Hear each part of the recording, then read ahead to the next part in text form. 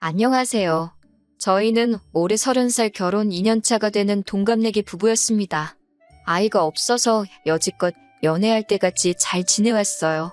특히나 저희 부부의 특성상 양가 어른들 간섭도 받을 일이 거의 없었기 때문에 신혼생활 분위기를 더 오래 만끽할 수 있었네요. 양가 어른들의 간섭을 받지 않은 이유는 저희 부부가 신혼생활은 미국에서 했기 때문입니다. 신랑은 9년 전쯤에 유학을 왔다가 눌러앉은 경우고 저는 하고 싶은 공부가 있어서 다니던 회사를 그만두고 공부를 하러 왔다가 처음 만나게 되었어요. 남편의 경우는 유학 비자를 유지하면서 근처에 있는 교민들이 많은 지역에 가서 일을 하면서 돈을 벌고 있었습니다. 저랑 처음 만난 것도 제가 공부만 하다가 한국이 그리워서 찾아간 한인타운에서 처음 인연을 쌓아가게 되었고요. 아무튼 그렇게 서로 인연이 닿아서 1년여간의 만남을 이어오다가 둘 사이에 결혼 이야기마저 오가게 되었습니다. 성격적으로도 너무 잘 맞고 둘이 살면 평생 다툼 없이 행복하게 잘 지낼 거라고 생각했어요. 그때는 미국에 살고 있었으니까 제가 너무 성급하게 결정을 내린 잘못이 크겠네요. 신랑이 미국 대학교를 졸업하지는 않았지만 직장이 있었고 돈도 잘 벌고 있는 데다가 심지어 그 직장에서 남편의 영주권까지 도와준다고 했고 저도 미국에서 공부를 하면서 이민 생각을 안 했던 게 아니기 때문에 결혼에 대해서도 굉장히 긍정적이었습니다. 저도 학업이 끝난 상황이 아니었고 남편도 직장 때문에 자리를 오래 비울 수가 없는 상황인지라 결혼식은 간소하게 치러졌어요. 2주일 일정으로 한국으로 돌아와서 양가 상견례부터 결혼식까지 다 끝내버리고 왔으니 그 일정이 엄청나게 빠듯하고 정신없었습니다. 처음 뵌 남편의 부모님은 그냥 인상 좋으신 평범한 분들이라는 첫 인상이었습니다. 신랑이 미국 생활을 하면서 한국을 한 번도 들어갔던 적이 없어서 부모님과는 7년 만에 처음으로 재회를 한 상황이었지요. 그래서 어머님이 아들 하시면서 옆에 꼭 붙어있는 게 어찌 보면 당연하다고 생각했습니다. 아들을 향한 집착이 그 정도로 심하신 분이라고는 생각도 못했어요. 신랑도 당연히 오랜만에 뵙는 어머니이다 보니 애틋해서 그런 건 줄 알았죠. 7년이라는 시간을 떨어져 살았으니 저도 사실 남편이 어머니를 그렇게 애틋하게 생각하는 사람일 거라고는 생각도 못했어요. 더군다나 2주밖에 안 되는 짧은 기간 동안 그 모든 걸 판단할 수 없는 상황이었습니다. 결혼식을 마치고 저희가 정식으로 부부가 된 뒤 미국으로 다시 출발하는 공항에서 시어머니께서 남편한테 엄마가 차라리 아들 따라서 미국에서 같이 살까 물어보시는 게 그냥 하시는 말인 줄로만 알았어요. 남편도 엄마가 와서 살면 결혼도 안 했지 하면서 받아치는데 그냥 농담으로만 생각했고요. 그래서 저도 별로 심각하게 받아들이지 않고 어머님께 꼭 한번 놀러 오셔서 저희가 어떻게 하고 사는지 구경도 하시고 그러시라고 말을 했습니다. 남편이 출국 수속을 밟고 들어가는데 정말 눈물을 펑펑 흘리면서 울길래 오랜만에 본 가족하고 얼마 시간도 못 보내고 다시 멀어지니 얼마나 아쉬우면 저럴까 싶어서 저도 괜히 가슴이 뭉클했어요.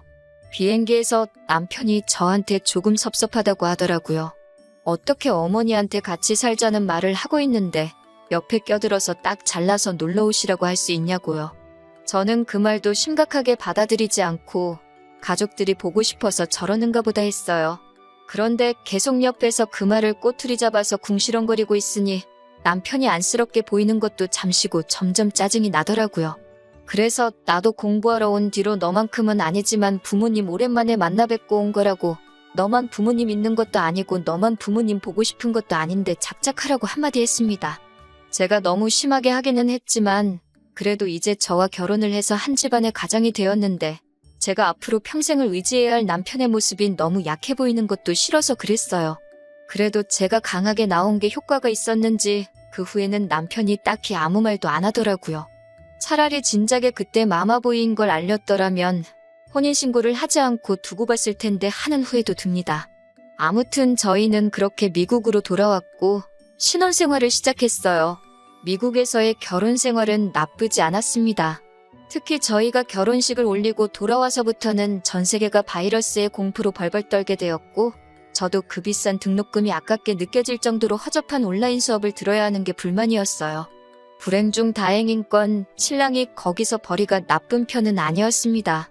한인타운이 크게 활성화가 되어 있는 지역이 아니었고 미국도 한국과 별반 다를 게 없는 건지 한인타운에서 일을 해야 할 젊은 한국 사람들이 좀 더 나은 기회가 있는 지역으로 이주를 하는 바람에 젊은 한인들이 많이 모자란 곳이었거든요. 왜 그런지는 모르겠는데 교포분들은 자기 사업체의 직원을 굳이 한국 사람을 쓰고 싶어 하셨어요. 덕분에 남편이 대우도 좋고 돈도 잘 받으면서 일을 하고 있었습니다.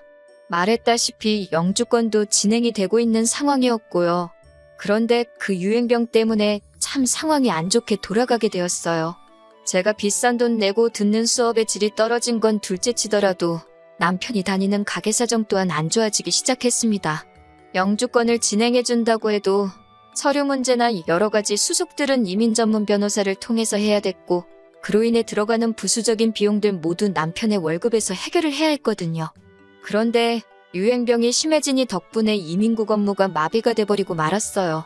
엎친 데 덮친 격으로 날이 갈수록 남편이 다니는 가게 사정이 안 좋아지기 시작하더니 결국 문을 닫아버리고 만 것입니다.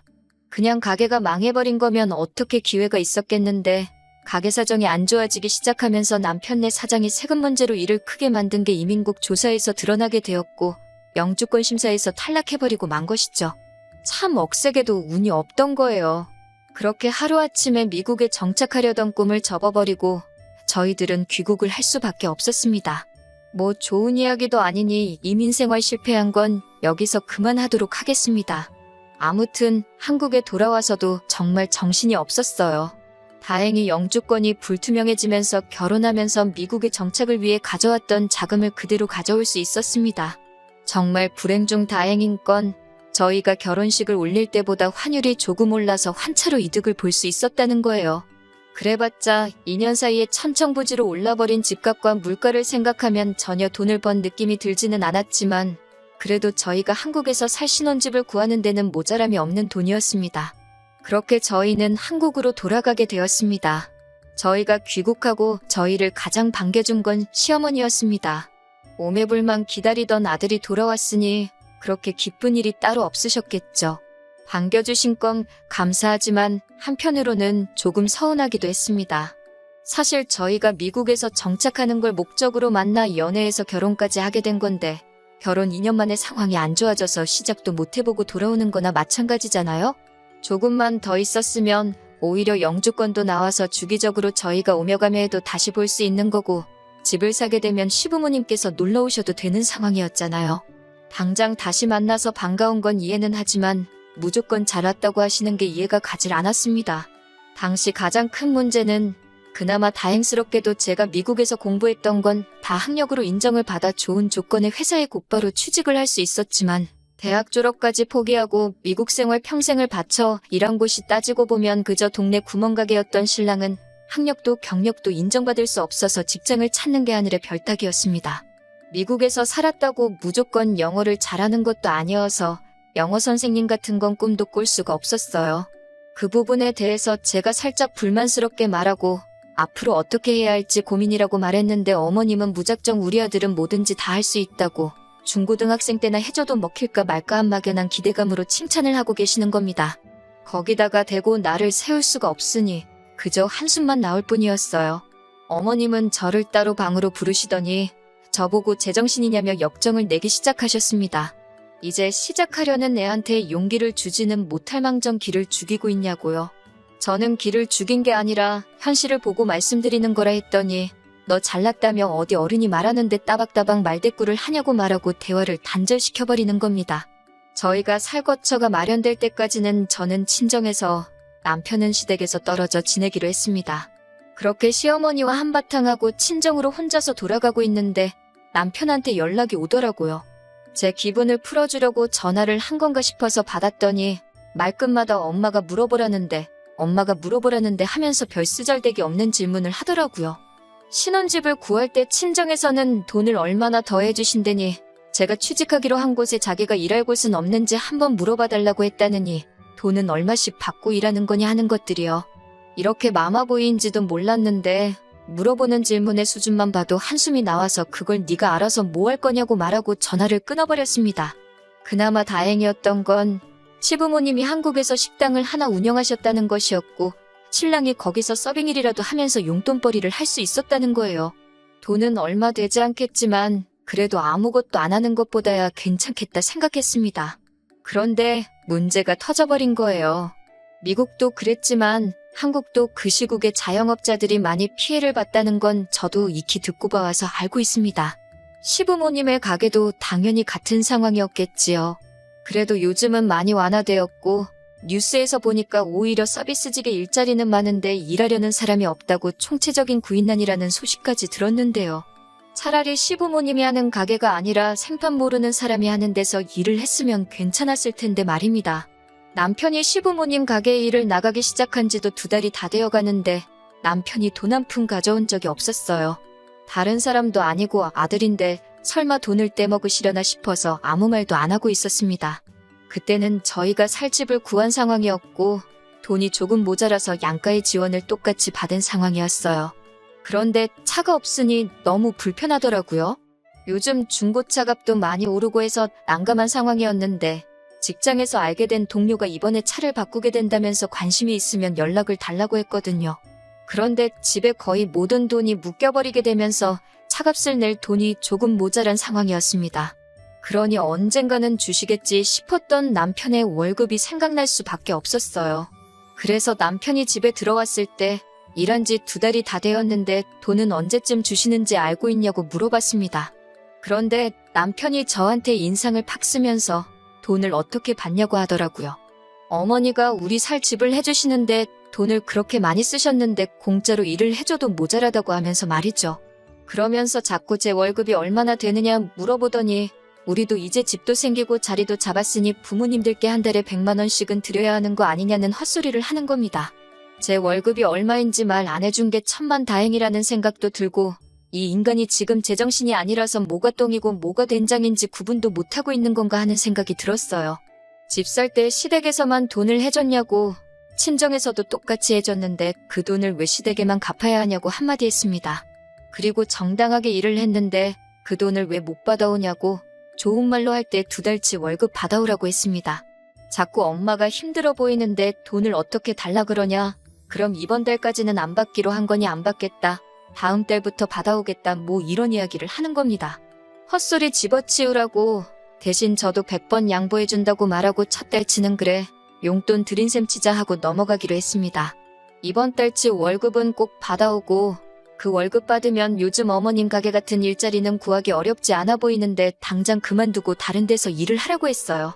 남편은 깨갱하면서 결국 그렇게 하겠다고 했고요. 그리고 다음 날에 저는 회사에서 시어머니한테서 걸려온 전화를 한 통 받아야 했습니다. 회의 중이라서 전화를 일부러 끊었는데도 끈덕지게 전화가 오길래 아주 난감했어요. 정말 포기를 모르고 수십 통의 전화를 거시더군요. 잠깐 짬이 생겼을 때 회사라서 전화를 받기 곤란한 상황이라 제가 다시 전화를 드리겠다고 말을 했는데도 불구하고 어머님은 뭐가 그렇게 잘나가지고 어른이 전화하는데 안 받고 개기냐고 성질을 부리시는 겁니다. 그래서 회사의 양해를 구하고 비상계단으로 나와 전화를 받았습니다. 시어머니는 제가 전화를 걸자마자부터 언성을 높이면서 네가 뭔데 우리 아들을 어쩌고 저쩌고 하시면서 화를 내기 시작하셨어요. 왜 잘하고 있는 우리 아들 기를 죽이냐? 아들이 부모 생각해서 효도 좀 하겠다는데 그걸 못하게 하는 거냐면서 화를 내시더니 남편 보고 다른 가게에서 일을 하라고 했던 말까지 꺼내시면서 모처럼 아들이 부모하고 그동안 같이 못 보낸 시간을 보내겠다는데 네가 뭔데 가족의 화목함을 깨트리려고 하냐고 온갖 심한 말은 다 하시더라고요. 듣다가 저도 더 이상 참을 수가 없어서 전화를 그냥 끊어버리고 눈치는 보였지만 그 길로 회사에 조퇴 신청을 해서 어머님 가게로 쫓아갔습니다. 남편은 들어오는 저를 보고 흠칫 놀랐는데 어머님은 놀란 기색도 없이 저를 보자마자 저 망할 것 하면서 무슨 낯짝으로 여길 찾아왔냐고 하시는 겁니다. 제가 가게까지 찾아간 건 더 길게 이야기를 할 생각이 없어서란 것도 모르시고 제가 무슨 사죄를 하러 온 건 줄 착각하시고는 잘못을 해서 어른들한테 잘 보이러 왔으면 손에 뭐라도 들고 오는 게 예의가 아니겠냐며 제가 그렇게 예의도 모르는 사람인 줄 몰랐다고 그걸 미리 알았다면 결혼도 안 시켰을 거라고 하시는 거예요. 그 말을 듣자마자 저도 목구멍까지 올라왔다가 다시 들어간 말을 그냥 뱉어버렸습니다. 제가 여기 사과하러 온 줄 아셨냐고 어머님이 아들을 아직 더 품어있고 싶어하는 것처럼 보여서 그 소원 들어드리러 온 거라고 말하고 이혼하겠다고 당당하게 한마디 했습니다. 아들 그렇게 계속 품고 살라고 말이죠. 미국에서 정착하려는 모습에 자립심이 강한 사람인 줄 알고 결혼을 했는데 아직도 엄마 품을 못 떠나는 햇병아리라면 그냥 엄마 품에서 계속 살게 해주는 게 서로를 위해서 좋겠다고요. 신혼집에 들어간 돈은 양가에서 똑같이 들어갔지만 어머님이 아드님 월급 한 달치 떼먹은 만큼 저한테 더 지분이 있는 거라고, 그러니 들어간 돈만큼 돌려드릴 테니 집은 제가 갖겠다고 했어요. 어머님이 집을 왜 네가 갖냐고 또 노발대발 하시길래 어떻게 하든 상관없다고, 그럼 집값의 반을 이달 내로 저한테 보내라고 했습니다. 어차피 시부모님도 집 해준다고 대출을 더 받으신 걸로 알고 있고 직장도 없는 남편한테 그만한 대출이 나올 리가 없거든요. 남편 쪽에서 집값의 반을 줄 수 있는 능력이 안 되는 걸 알고 한 말이었습니다. 현실을 좀 봤으면 해서 일부러 그렇게 말한 거예요. 당연히 그 돈을 못 만든다는 계산이 섰는지 시어머니가 쩔쩔매기 시작하더니 다시 언성을 높이면서 그깟 집은 네가 가져가라고 또 말을 바꾸는 겁니다. 시어머니한테 능력도 안 되는 아들 어떻게든 잘 살아보려고 노력하는 며느리를 이렇게 놓치게 된 거 평생 후회할 거라고 한마디 해줬습니다. 제가 지금 받는 월급이 얼마고 저 혼자 얼마나 잘 살 수 있고 그런 이야기는 하지도 않았어요. 시어머니는 노발대발하며 저거 말하는 꼴 좀 보라며 성질을 내셨고 남편은 옆에서 구경만 하면서 어쩔 줄 몰라 하더라고요. 그 모습을 보니 차라리 더 시간 끌 필요 없이 빠르게 이혼을 결정한 게 잘한 생각이라는 확신이 들었네요. 그 길로 저는 집으로 가서 남편 짐을 집에서 다 빼버렸습니다.